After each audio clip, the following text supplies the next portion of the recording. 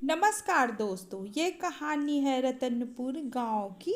जिसमें एक लड़की गुंजन है जिसका दुनिया में कोई नहीं है। वो बहुत ही गरीब लड़की है। उसके घर में मम्मी पापा भाई बहन कोई नहीं है।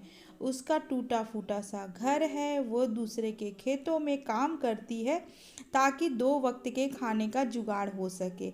मौसम ने अपना रुख बदला और तेज ठंडी हवाएं चलने लगती है।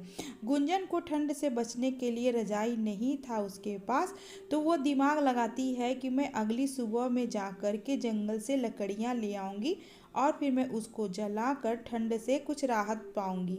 सुबह होते ही गुंजन गांव से बाहर जंगल की ओर जाती है। लेकिन रतनपुर एक मैदानी इलाका था, तो वहाँ जंगल नहीं था, बड़े बड़े पेड़ थे। तो वो कूद कूद कर टहनियाँ तोड़ने लगती है। वहीं उससे गुजर रही थी माया, घड़े में पानी लेकर जा रही थी।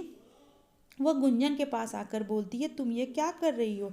गुंजन जैसे ही कूदती है लकड़ी तोड़ने के लिए, तो वो माया को साथ में लेकर के गिर जाती है और उसका घड़ा टूट जाता है।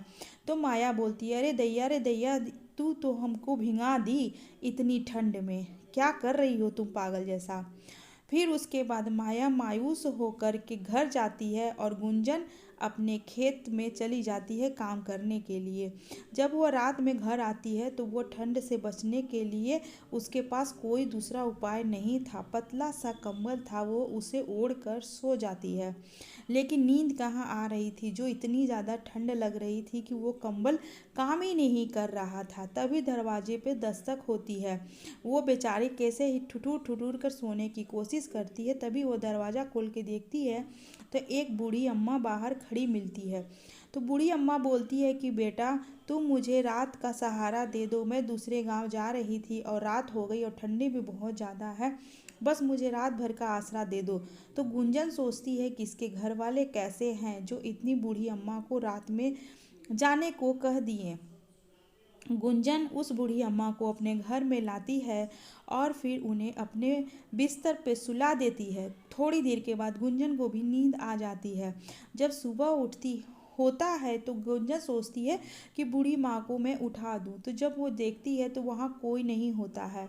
गुंजन सोचने लगती है, ओहो, बूढ़ी माँ को मैंने खाना भी नहीं पूछा। मैं अकेली हूँ, अनाथ हूँ, जिसकी वजह से बूढ़ी माँ को मैंने खाना भी नहीं खिला पाया। अगर मेरे साथ कोई होता तो खाना अगर बना के देता तो मैं अभी बूढ़ी माँ को खिला देती और बूढ़ी माँ खाना खा कर चली जाती। तभी कंबल में से एक प्रकाश निकलता है और एक खाना से भरा हुआ थाली उसके सामने आ जाता है। गुंजन को कुछ समझ में नहीं आता है। वह एक मिनट सोचने लगती है कि ये थाली कहाँ से आया। लेकिन उसको इतना ज़ोर से भूख लगा था और थाली में कई तरह के पकवान रखे थे, तो गुंजन कंट्रोल नहीं कर पाती है और वो खा लेती है। फिर सोचती है कि अब तो मैंने खाना खा लिया, अब मैं जा रही हूँ जंगल। जैसे भी होगा मैं लकड़ी तोड़ कर लाऊंगी।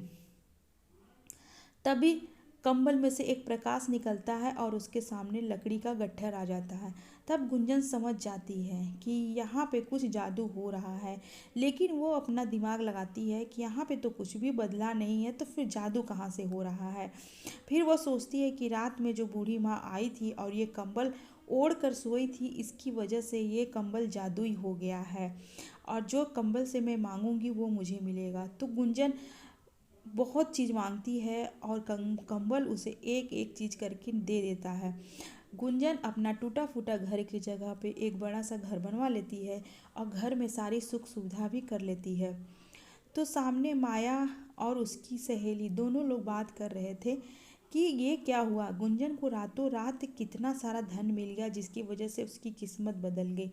काश हम लोगों के साथ भी ऐसा हुआ होता तो हम लोगों की भी किस्मत बदल जाती। तभी माया का पति मंगरू उधर से शराब पीता हुआ आता है। माया का पति गाना गाते हुए आता है, झूम बराबर झूम शराबी। क्या बात है माया, आज तुमने तो खूब शराब पी रखी है। माया बोलती है, मंगरू तुम इतना ज़्यादा पी लेते हो कि तुम्हें खड़ा होने का भी ताकत नहीं रहता, होश ही नहीं रहता है तुमको थोड़ा सा भी। इतना मुई शराब के पीछे तुम दीवाने हो गए हो। चलो चलो, पी कर आए हो खुद और मुझको बोलते हो कि तुमने शराब पी रखी है। माया मंगरू को डांटते हुए घर की ओर लेके जाती है। आज चलो मैं घर तुम्हें बताती हूँ। कोई काम धंधा नहीं करते हो और दिन रात शराब पी करके इधर उधर भटकते रहते हो और इतना ज़्यादा पी लेते हो कि होश ही खबर नहीं रहता है तुमको। और उधर गुंजन पूरा घर का काम खत्म कर देती है और जादुई कंबल को फोल्ड करके साइड में रख देती है। और रात का खाना बनाने के लिए वो सब्जी लेने के लिए मार्केट जाती है। तो रास्ते में वो क्या देखती है कि मंदिर के आगे कुछ लोग ठंड के मारे ठिठुर रहे थे। तभी गुंजन उन लोगों को देखती है तो उन लोगों पे गुंजन को बहुत ही ज़्यादा दया आ जाती है। गुंजन सोचती है कि इन लोगों का मदद करना बहुत ज़रूरी है। वो घर जाती है और जादुई कंबल को बोलती है, हे जादुई कंबल, तुम ढेर सारा कंबल दे दो ताकि मैं ठंड से जो लोग परेशान हैं मैं उनकी कुछ मदद कर सकूं।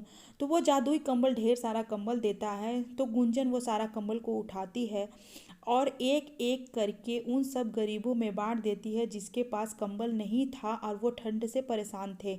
तो गरीब लोग भर भर की दुआ देते हैं गुंजन को। गुंजन घर आ जाती है और फिर उसके बाद देखती है कि कंबल घर में नहीं है।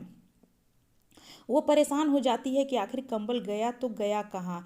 और ये कंबल पहुंच जाता है माया के पास, क्योंकि जब गुंजन कंबल बांट रही थी तो सारे कंबलों के साथ वो भी जादुई कंबल भी चला गया था और ये कंबल मिल गया माया को। तो माया अपने पति को डांट रही थी और कह रही थी कि देखो मुझे आज दान में कंबल मिला है, मुझे तो इतना तेज तुम्हारे पे गुस्सा आ रहा लग रहा दो चार लगा दो तुमको। मंगरू को दो तीन चांटे लग जाते हैं। तो माया सोचती है, अरे ये क्या हुआ, जब मैंने बोला तो इनको चांटे लग गए। तभी माया के दरवाजे पे कोई दस्तक देता है। तो माया बोलती है, अरे रुक जाओ, दरवाज़ा तोड़ दोगे क्या। तभी दरवाज़ा टूटकर गिर जाता है। माया बहुत ही ज़्यादा डर जाती है क्योंकि ये सब सच हो रहा था कि माया कंबल ओढ़ी थी। माया सोचती है कि मेरी जबान काली हो गई है और वो कुछ भी नहीं बोलती है, वो बिल्कुल चुप रहती है। माया उस कंबल को धुल कर और सुखाने के लिए बाहर रख देती है और सामने एक साड़ी डली हुई थी। तो माया सोचती है कितना प्यारा साड़ी है, काश ये साड़ी, इससे भी अच्छा साड़ी मेरे मुझे मिल जाता। वो जैसे ही हाथ फैलाती है उसके हाथ में उससे भी अच्छा साड़ी आ जाता है। तो माया उस साड़ी को लेकर के चली जाती है, बोलती है कि अरे वाह, अब मेरी जबान सही हो गई।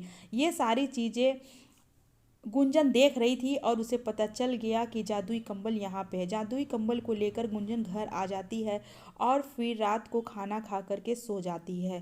तभी रात को दरवाजे पे दस्तक होती है। तो गुंजन सोचती है कि इतनी रात को कौन आया है जो दरवाजे पे दस्तक दे रहा है। वो दरवाजे के पास जाती है और दरवाज़ा खोल के जब देखती है तो वही बूढ़ी औरत सामने खड़ी होती है।